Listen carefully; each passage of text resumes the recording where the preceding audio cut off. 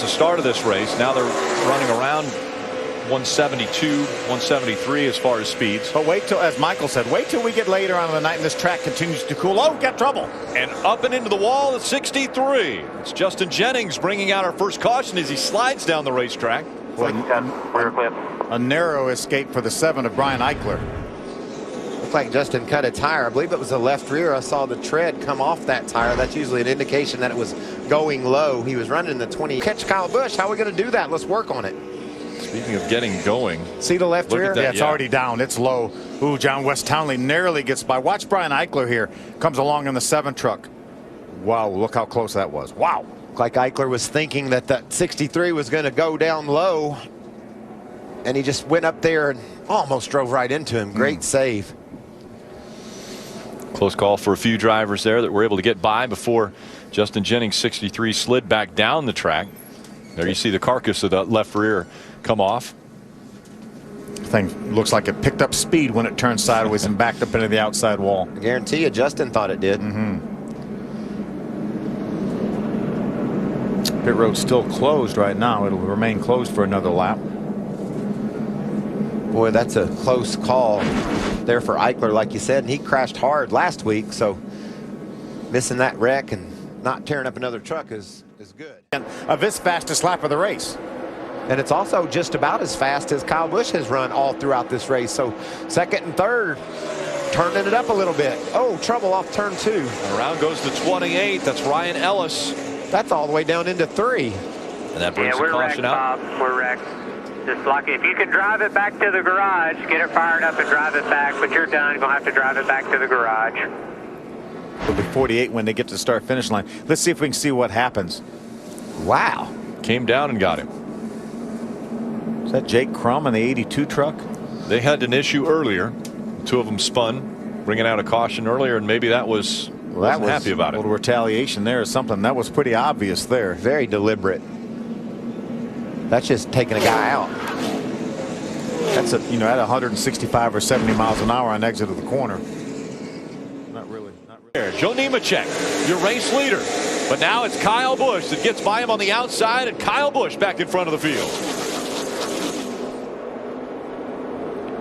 Remember, no tires on all these trucks. Full of fuel, no tires. That usually makes these trucks a little bit looser. Oh! Into the wall hard as they came out of turn number 2. Around goes Taylor Malsom in the 32. Caution out again. And that was Bubba Wallace getting caught in the back and collected in a huge crash. Ends his night. Ricky Benton wanted to honor him. He Look at that. Ooh. Yeah. Scott just tried to move up, and the 32 truck of Taylor Malsom was there. There was no room for Scott to move over. Herman Quiroga did another amazing job getting by the 32. Take another look. You see Scott Riggs moving up the racetrack just a bit. Yeah, Taylor Malsom definitely had his nose in there. Just squeezed Bubba up into the outside wall. As you mentioned, absolutely nothing Bubba could have done about it. Look at Herman Quiroga. Wow. Great driving by Armand Quiroga. That was as good as what Brad Keselowski did there. Just made a decision, cut that truck hard, and was able to steer around that crash. Great driving. Look where he is. Up high right there is Quiroga in the yellow truck, and then he has to cut all the way to the bottom, and then he has to go even lower yet. And he had a truck on the inside of him. So close. Let's ride along with him, see what that kind of a ride was looking like. I don't know if I want to, Rick. One. See it. Inside.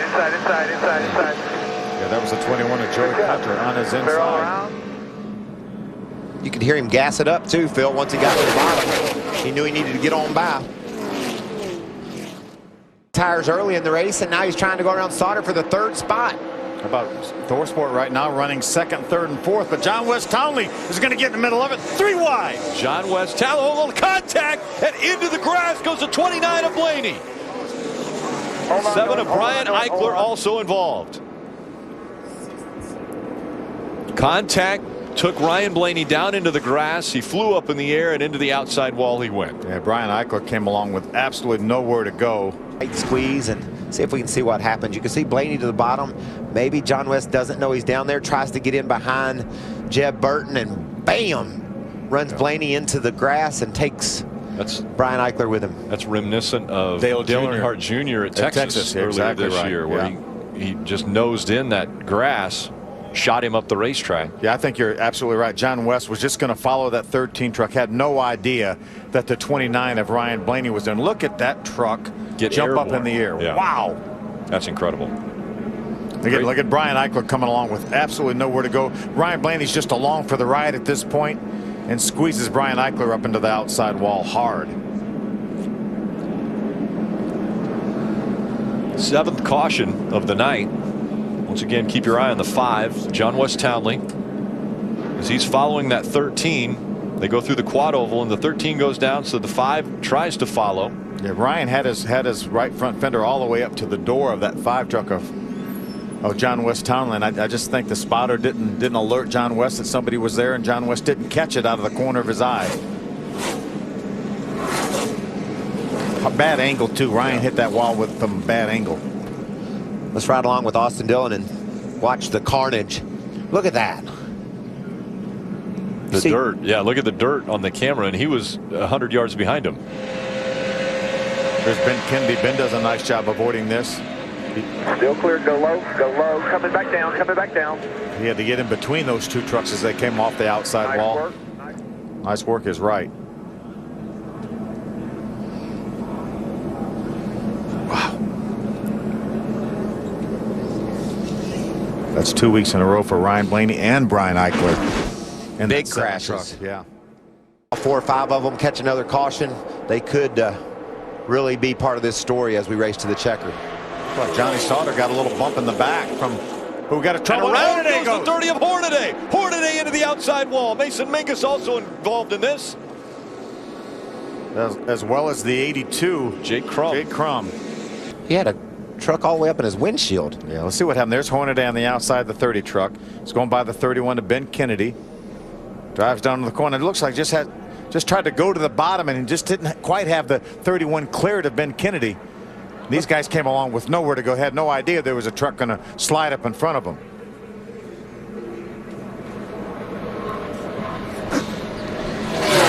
Ron saw it clogging up on the high side, so he wanted to go down to the bottom, but unfortunately Ben was down there and just had his nose up beside the quarter panel of Hornaday's truck. Look at this truck. All the way up into the windshield is his left rear tire. Yeah. Yeah, nowhere for Mason Mingus to go in the 35, and then Jake Crum comes along in the 82 trying to check up as well.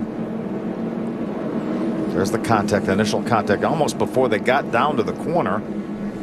Ben Kennedy would have had no idea that Ron was going to switch lanes on him. We're going to hop in Ben Kennedy's truck and see what he saw. Outside. Keep digging. Come on. Yeah. Heads up move. Out, caution. Heads up move by Ben Kennedy to get back in the throttle because he knew Ron Hornaday was coming back towards the top of the racetrack. Look at all the damage to the 30. As we saw that left rear tire all the way up to the windshield of the 35 of Mason Mingus. Slides up the track. Mason Mingus nowhere to go.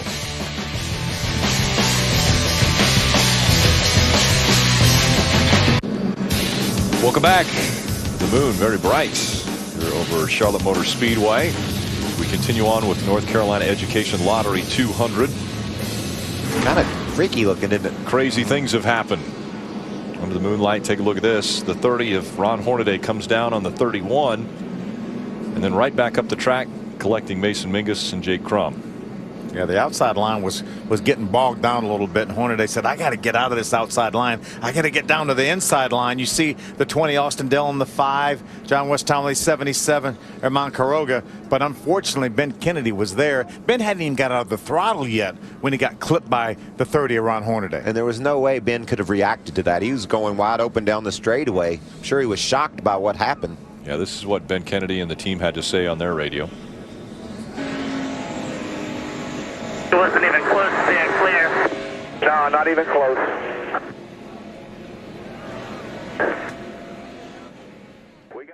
Closing in on the white flag lap for Kyle Busch. 5 times before he has won at Charlotte Motor Speedway, and now he's a mile and a half away from win number 6. Oh, we got a crash off turn 4. Crash off of 4. Jeb Burton is involved in it. The white flag has flown. And that means the race is going to finish just like they're running right now on the racetrack. Check this out. Armand had a hole on the bottom, and Jeb tried to hang in there, and just everybody ran out of room coming to the white flag.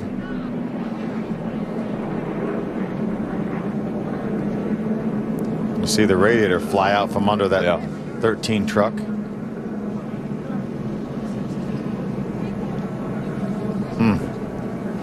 Hop on board the 77 of Ramon Quiroga.